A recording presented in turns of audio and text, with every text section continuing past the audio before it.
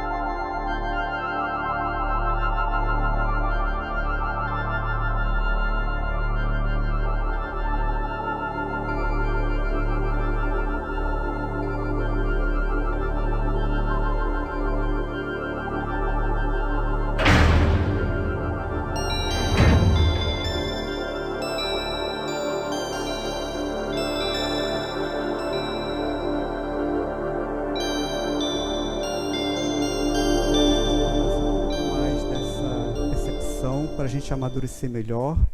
Então eu peguei aqui uma passagem do Emmanuel, que ele fala o seguinte, para a gente entender melhor aonde eu estou querendo chegar. A lagarta arrastava-se com extrema dificuldade, e vendo as flores tocada de beleza e perfume, revoltava-se contra o corpo disforme. Eu acho que isso é uma analogia que a gente, em muitos momentos, a gente teve essa sensação de rejeitar o nosso próprio corpo, né? Até hoje, na nossa cultura, isso é algo muito presente. Nós estamos sempre insatisfeitos com o nosso corpo. Contudo, um dia, a massa viscosa em que se amargurava converteu-se nas asas de graciosa e ágil borboleta. E então enalteceu o feio corpo com que a natureza lhe preparara o voo feliz. Eu achei muito interessante. Aí ele diz mais uma outra coisa. A semente lançada à cova escura chorou, atormentada, e indagou por que motivo era confiada assim ao extremo abandono. Também isso é uma coisa que muitas vezes nós nos perguntamos, né? Nós nos sentimos abandonados dentro do nosso próprio sofrimento, né? Entretanto, em se vendo transformada em arbusto, avançou para o sol e fez-se árvore respeitada e generosa, e abençoou a terra que a isolara no seu seio. Então, a reflexão que eu quero é exatamente que essa beleza emergente que o nosso olhar limitado elege, essa beleza não existe.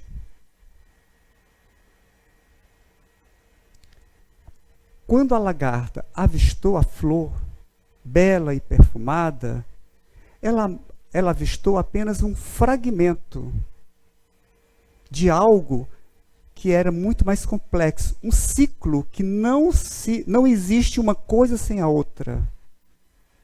Para que aquela flor acontecesse no seu esplendor de beleza e perfume, precisou de algo ter um contato com a terra, com a escuridão da terra, para depois passar pelo processo de crescimento, de rompimento, até conseguir o momento máximo que era a flor. Mas não nos esqueçamos, a lagarta, quando ela só enxergava a beleza da flor, ela estava mostrando o quanto que ela estava distanciada dessa nossa existência muito maior. Ela estava vendo apenas o sofrimento dela e aquilo que ela gostaria de sempre ser, como se isso fosse possível. Então, quando ela olhava para a flor, ela não conseguia entender, ela não conseguia refletir que aquela flor, um momento ia murchar, ia secar e ia cair. Ia começar o ciclo todo de novo. Então, muitas vezes, quando enxergamos o belo aonde ele não existe, ele nos traz sofrimento. Não só para nós, mas também para aquelas pessoas que estão à nossa volta. Porque se eu digo que uma coisa é bonita e a outra é feia, as pessoas ou as coisas que não estão refletindo aquela beleza que eu estou vendo, automaticamente vão se sentir feias. Isso vai causar muita frustração. Então, esse trabalho que o Freud deu um embasamento muito concreto é que a única beleza que existe é esse movimento da matéria, como também o movimento das nossas emoções, porque tudo está junto. Nós funcionamos tanto no campo da matéria, mas também tanto no nosso campo emocional.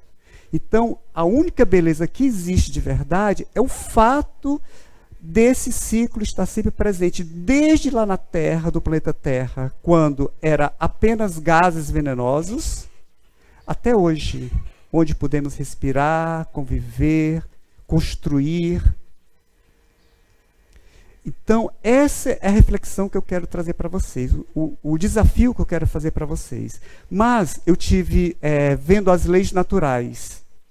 Nas leis naturais, tem dois momentos que eu achei muito incrível e contraditório, mas que é fantástico, porque tem a lei de preservação, mas também tem a lei da destruição. Aí eu queria entender e encaixar isso nesse estudo.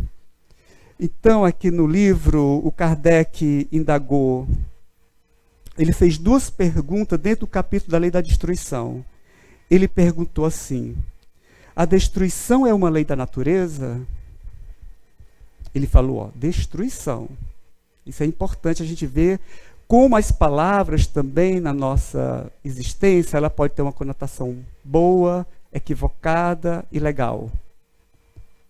Ele falou assim, eles responderam o seguinte: é preciso que tudo se destrua para renascer e se regenerar.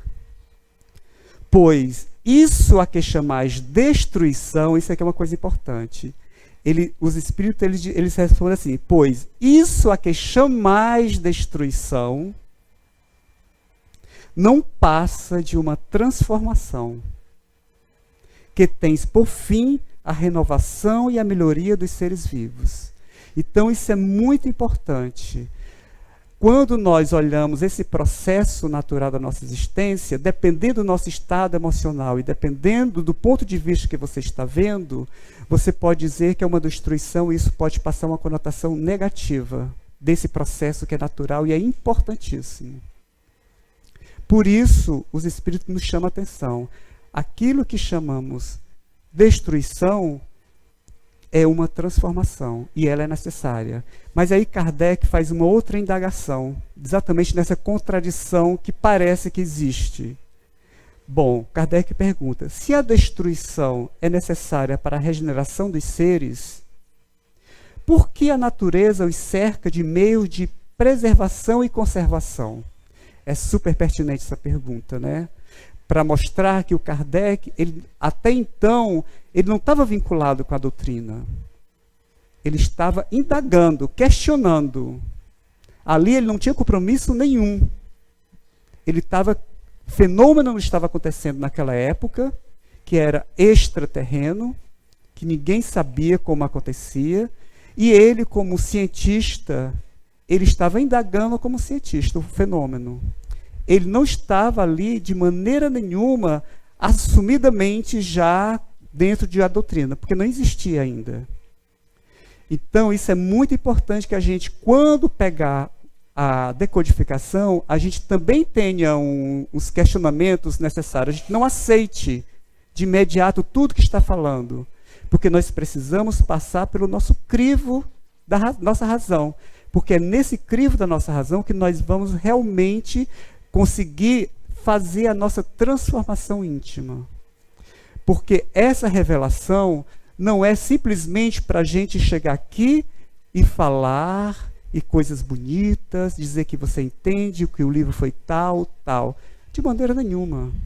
Isso é para que nós possamos, também como Kardec, questionar, para que nós possamos impulsionar a nossa vontade de fazer a nossa própria transformação.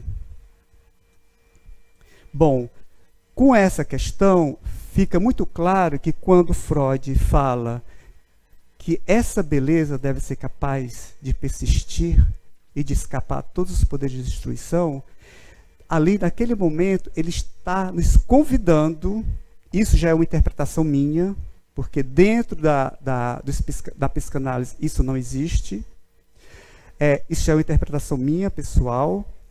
Quando essa beleza só vai existir quando nós nos distanciarmos ou entendermos a nossa limitação emocional e física, porque nós somos seres limitados, apesar de aparentemente perfeito.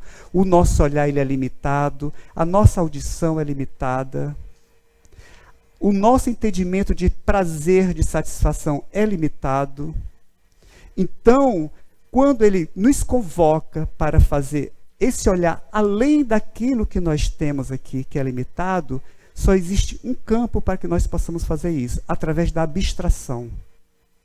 Abstração é algo que nós não costumamos usar no nosso cotidiano, porque abstração, a palavra já diz, é abstrato, não tem forma, não é palpável.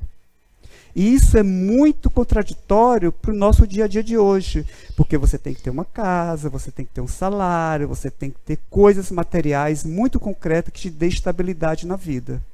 E, no entanto, mais uma vez, pensando nisso, o Emmanuel também, ele fala sobre isso aqui. Bom, eu espero encontrar. É isso mesmo. Bom, ele fala o seguinte: a preocupação da posse lhes absorve a existência. Aí ele fala várias coisas que absorvem a nossa existência, que eu não vou repetir porque todos nós sabemos, né? Que isso é uma coisa particular, que todos nós sabemos que quando nós vamos na busca do ouro é mesmo forte, né? Bom, e aí ele fala o seguinte: mas nunca refletem na transitoriedade única, mas nunca refletem na transitoriedade de todos os patrimônios materiais.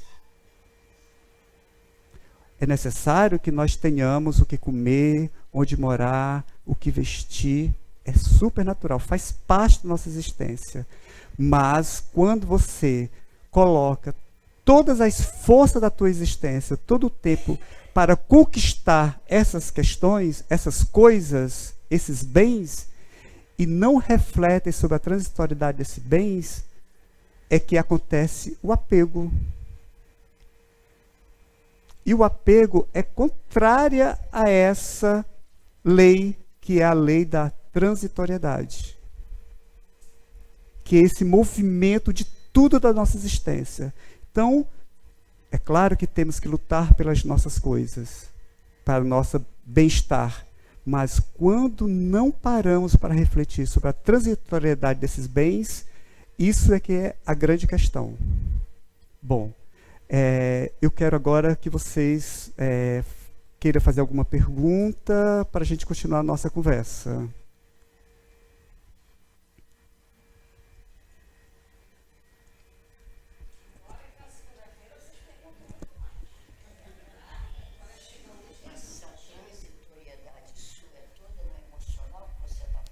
Não, emocional e material. E material, porque uma coisa não é separada da outra.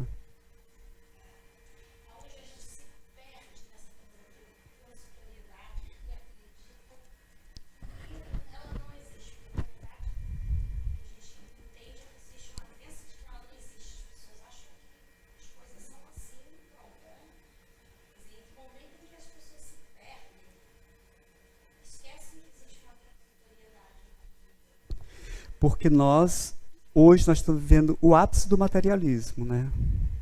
A nossa civilização, de um modo geral, nós estamos vivendo o ápice do materialismo.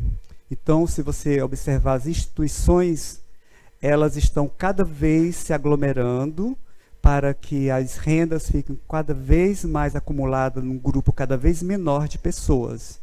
Com isso, a população, o resto da civilização que está fora, que vai estar fora, com certeza, porque não tem lugar para todo mundo, eles não querem que tenha lugar para todo mundo. Então, essas pessoas que somos nós vamos estar se matando para conseguir o pão de cada dia. Hoje, a nossa questão, a questão trabalhista, está em xeque. Né? Quer dizer, nós não vamos só mais trabalhar 8 horas, eles querem aumentar essa carga horária, eles vão, cada vez mais, o trabalhador ele vai ter menos direito dentro dessa nova sociedade. Então, quando nós, como civilização, permitimos, porque isso nós permitimos, isso é importante a gente saber, isso não está acontecendo porque apenas um grupo de pessoas poderosas, más, fizeram isso, não. Isso só aconteceu porque nós permitimos.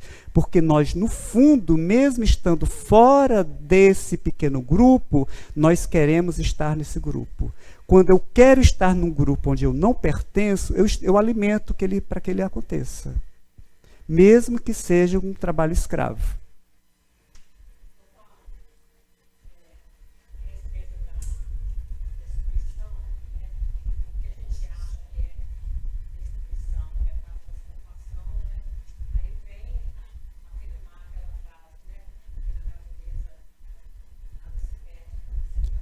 Exatamente, é isso mesmo. É. Por exemplo, nós sabemos que quando você elege uma beleza que não é verdade, essa beleza que nós elegemos não é verdade, ela não existe, porque é parte do processo, tudo é belo. Tudo é belo. Quando nós enxergamos com esse olhar que o movimento é que é belo, tudo é belo. Até nesse momento mais duro da nossa existência. Eu não sei qual foi a passagem, mas tem uma passagem que Jesus estava passando numa estrada, e ele com os discípulos, e tinha uma carcaça de um bicho, de um cachorro. E qual foi no nosso olhar imediato? Ai, que horror! Os discípulos falando. Aí Jesus olhou e falou: que belos dentes. Mostrando que isso é um pensamento que vai além da gente.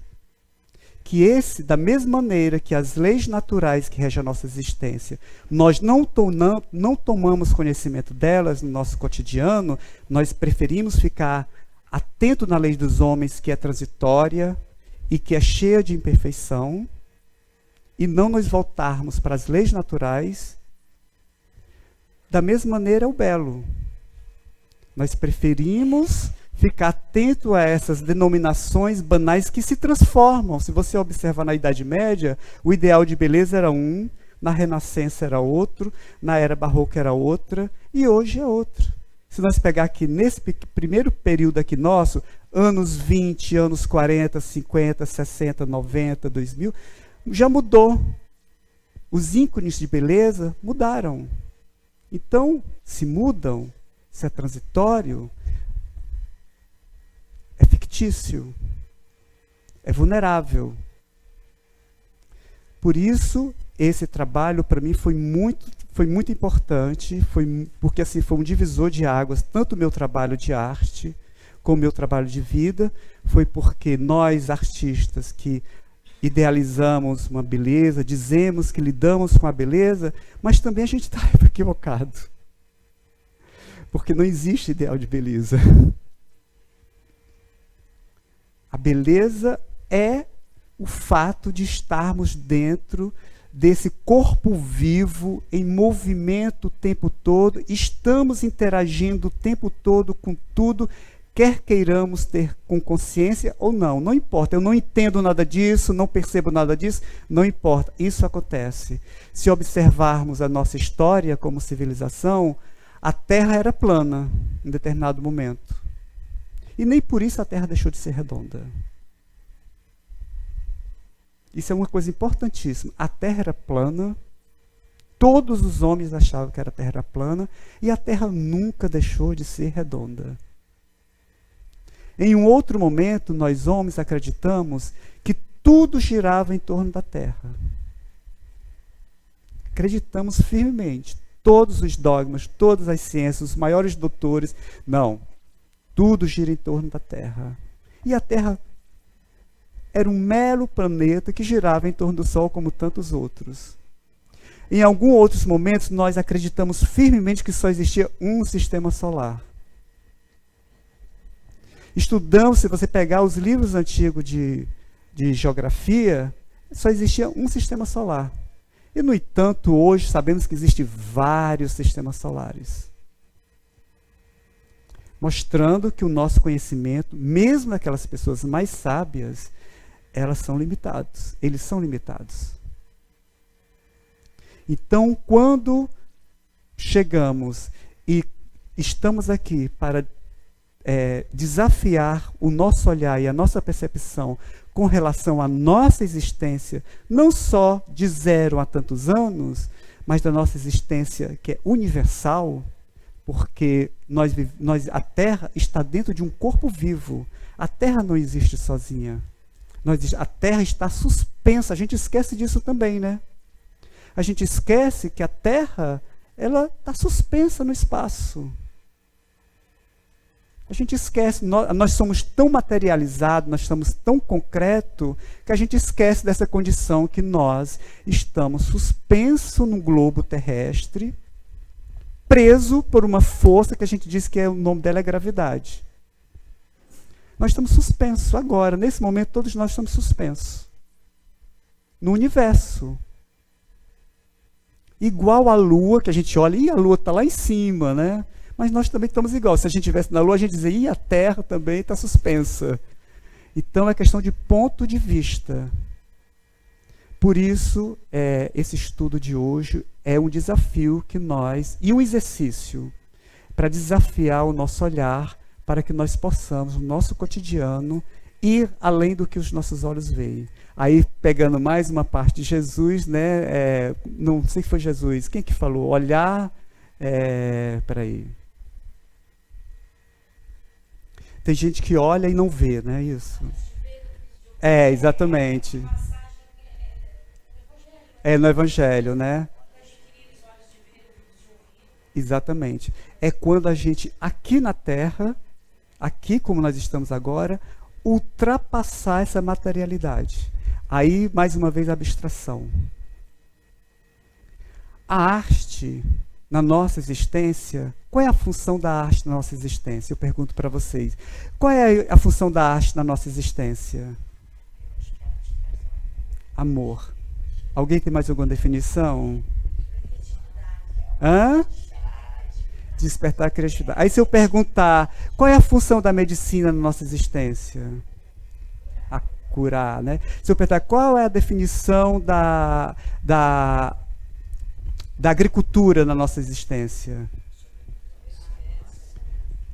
Mas a arte, a gente não tem essa definição concreta. Tanto é que nas leis, na nossa estrutura social, não só do Brasil, mas de outras partes do mundo, mesmo nas partes mais civilizadas, que lá tem um reconhecimento um pouco maior, mas a arte, quando o país entra em crise, a primeira parte que é cortada é da arte. Porque é desnecessário, não é supérfluo. Mas é através da arte que nós vamos construindo essa abstração. Vocês têm uma experiência cotidiana quando vocês colocam uma música. Né? Você coloca uma música, aquela música vai te envolvendo, daqui a pouco você perde a noção do tempo. A abstração é exatamente quando a gente consegue perder essa noção do tempo. A criança tem isso muito fácil. Ela começa a brincar, ela esquece de tomar banho, de comer, de beber água, você precisa estar o tempo todo em cima dela. Isso é abstração. A criança tem isso muito facilmente. Mas nós adultos perdemos isso, que nós achamos que isso é perda de tempo. Vamos fazer coisa, gente, vamos trabalhar, vamos movimentar. E é só através dessa abstração que nós conseguimos ter esse diálogo com o infinito. Quando nos ensinam a fazer a prece, eles não dizem que depois da prece tem que estar um momento de silêncio para ouvir a resposta. Mas para isso nós estamos ansiosos. Imagina, eu estou precisando... estou agoniado porque o meu filho não voltou para a festa. Aí faço a prece. Eu quero a resposta imediata, né? Porque a minha ansiedade de querer que o meu filho esteja bem é imediata. Então eu não vou ter calma para ouvir a resposta. Por isso a arte é importante na nossa existência para isso, para trabalhar a nossa abstração. Para que nós possamos, nesse ato, uma coisa, quem gosta de cozinhar, passa por isso. Tá? Começou a cozinhar a pessoa que gosta, não é obrigada. A pessoa que gosta, começa a cozinhar, esquece da vida.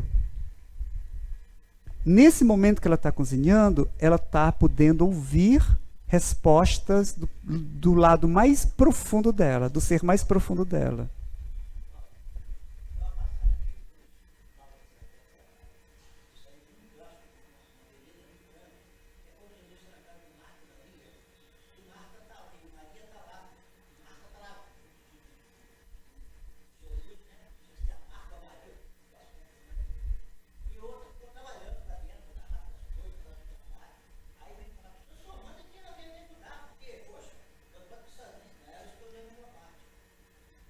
Exatamente.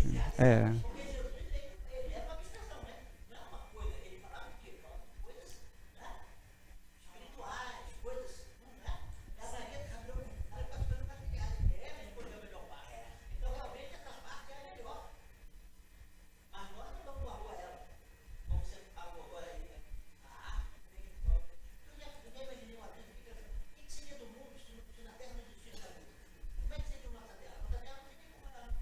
Exatamente.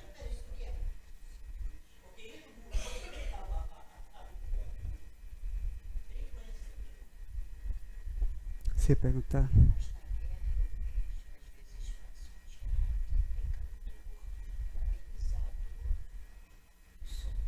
Uhum. Ó, ela está falando uma coisa importante. Na época da guerra, os artistas eles iam para cantar para os soldados, para reanimá-los. Exatamente. É. Mas aí, exatamente. Já estamos começando a entender isso, essa importância.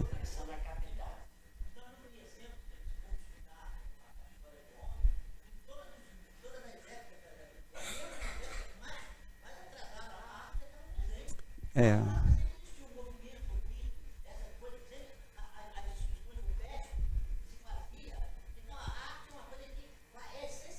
Uhum. Exatamente.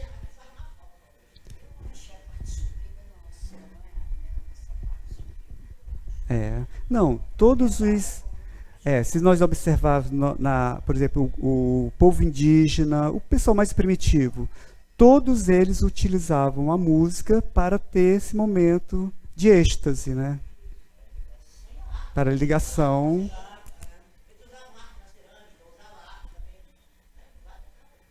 Por isso, esse trabalho vai fazer com que nós possamos exercitar isso no nosso cotidiano.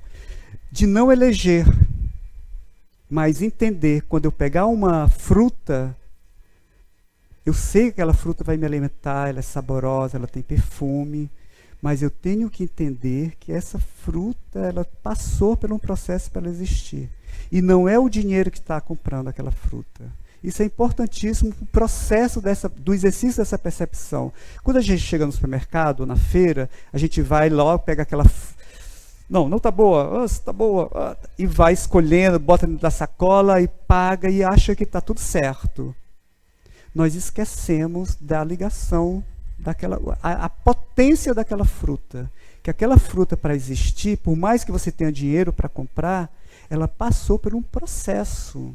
Ela teve uma semente que foi plantada, que teve um tempo, que precisou da água. Porque senão nós banalizamos as coisas. É o que está acontecendo hoje na nossa civilização. Nós banalizamos tudo. Tudo está banalizado. A fruta... se eu tenho dinheiro, eu compro. Os legumes... O ato da nossa medicina, o fato de você ter hoje anestesia, é um grande ganho da nossa civilização. A gente não ter dor diante de um processo cirúrgico é um grande ganho. Mas, se você não tiver dinheiro, você vai sentir dor. Nós esquecemos que todos esses ganhos, todas essas potencialidades que nós conseguimos, que nós descobrimos, ele já estava aqui. A gente já recebeu isso antes. Foi dado para a gente. Tudo estava na Terra. Não tem nada que nós conseguimos hoje, na nossa existência, desde mais moderno, já estava na Terra. Tudo foi tirado da Terra. Tudo foi tirado da Terra. Ou seja, quando nós chegamos aqui, já tinha toda essa potencialidade. Só dependeu da nossa boa vontade, do nosso empenho, da nossa percepção. Uma vez eu estava falando com meu vizinho e ele é um pouco concreto. Então ele falando da medicina e eu escutando lá. Aí eu falei, engraçado, né?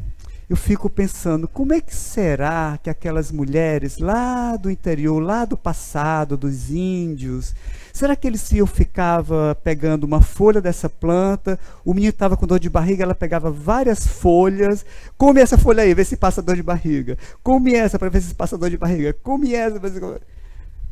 Ele parou assim para mim, e não foi assim não? Eu falei, não, não foi não. Naquela época, no passado, as pessoas paravam, ficavam olhando o tempo, olhando a vida. Então elas ficavam no meio, moravam, tudo era floresta, né? Então elas ficavam. E naquele momento era uma abstração. Quando você fica observando, admirando alguma coisa, sem se preocupar com nada, tem uma abstração. E ali nós temos as nossas intuições, né? Não importa, para você ter intuição, você não precisa ser catedrático, você precisa fazer todas as universidades. Você tem, você é um ser humano. Você está aberto o canal, é só você abrir. Então ele parou assim, eu não tinha pensado sobre isso. Porque na verdade é isso. Nós tivemos tudo o tempo todo. Aí você diz, hoje é melhor do que ontem, do que o passado. É de uma relatividade imensa. Porque nós nunca vamos poder fazer essa comparação. Nunca vamos poder. A dor que ele sentiu antes, não sabemos se aquela dor é diferente da nossa. E quando hoje nós temos todo esse aparato de medicina, de arquitetura, educação à nossa volta, nós sabemos que as dores morais, que não sangra, elas são danadas. Elas doem e a gente não consegue apagar a dor. A outra dor, a gente consegue tomar um remedinho e alguma coisa, passa. Mas as dores morais não passam. A gente sabe disso. Então, essa questão de comparação é muito limitado. Por isso que nós possamos agora, se vocês não tiverem nenhuma pergunta, eu também encerro aqui agora o nosso bate-papo.